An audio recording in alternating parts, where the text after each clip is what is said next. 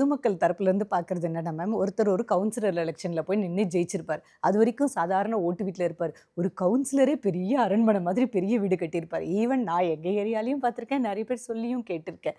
ஒரு கவுன்சிலராக வந்ததுக்கு அப்புறமா ஓட்டு வீடு எப்படி பெரிய வீடாக மாறிச்சு. அப்போ ஒரு கவுன்சிலரே எப்படின்னா பெரிய பெரிய பதவிகளில் வரும்போது அந்த லஞ்சம், ஊழல், தொகுதி மேம்பாட்டு நிதிக்காக கொடுக்கப்படுறத தனி மனிதன் தனக்காக தேர்ந்தெடுக்கப்பட்ட அந்த உறுப்பினர் வந்து செலவு பண்ணுறாங்களோ அப்படின்ற ஒரு விஷயம் இருந்துக்கிட்டே இருக்குல்ல மக்கள்கிட்ட.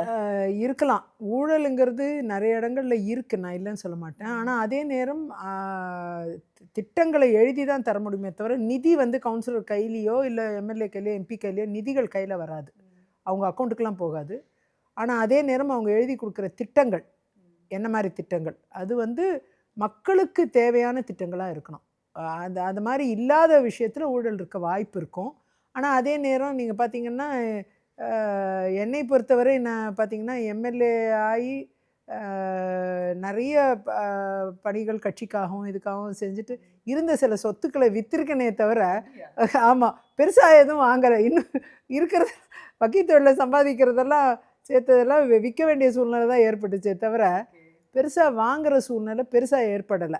அதனால் எனக்கு அரசியலுக்கு வந்து சொத்து விற்றீங்களா? நிறைய விற்றுருக்கேன். எதுக்கு தேவைப்படுது இல்லையா? இப்போ நமக்கு போக்குவரத்து செலவு, அந்த செலவு, இந்த செலவு, அதெல்லாம் வந்து இவங்க கொடுக்குற சம்பளத்துலலாம் பத்தாது, பண்ண முடியாது. அதனால் நாம் தேவைகளுக்கு நம்ம ப்ளஸ் கட்சிக்கும் நம்ம நிறைய உதவியாக இருக்கணும். அதுக்கும் நம்ம சிலதெல்லாம் செய்யணும்னா நம்ம கையிலையும் நம்ம ஃபண்ட்ஸ் கொஞ்சம் இருக்கணும். ஓரளவுக்கு கட்சியும் சப்போர்ட் பண்ணுவாங்க, எந்த கட்சினாலும், அது இல்லைன்னு சொல்ல மாட்டேன். ஆனால் அதே நேரம் வந்து நாமளும் வந்து ஃபண்ட்ஸில் வந்து சஃபர் ஆகக்கூடாது. அதுக்கு வந்து சிலதை இழக்க வேண்டியது வரும். ஆனால் அதே நேரம் திட்டுவாங்களா டாக்டர் அம்மா? ஆமாம் ஆமாம் திட்டுவாங்க. அரசியலில் வந்து நீ இழந்தது தான் அதிகம் அப்படின்னு அடிக்கடி திட்டுவாங்க. ஆனால் எனக்கு வந்து மக்கள் பணி ஆற்றுறதுல மகிழ்ச்சி இருக்குது.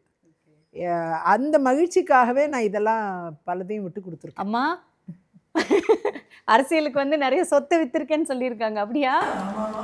ஆமாமா அப்படின்ட்டாங்க.